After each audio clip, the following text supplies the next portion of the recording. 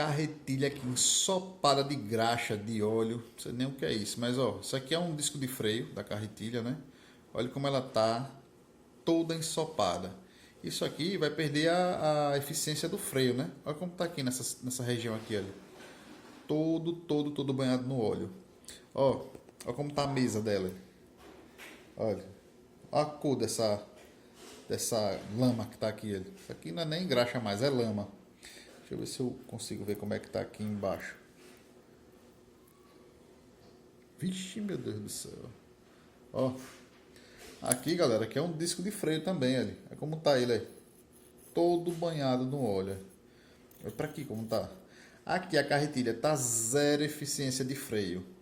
O peixe puxar aqui, leva a linha toda embora e você não vai conseguir frear a carretilha para tirar o peixe. Bora lá dar um jeito nisso, viu? Daqui a pouco eu mostro pra vocês. Valeu!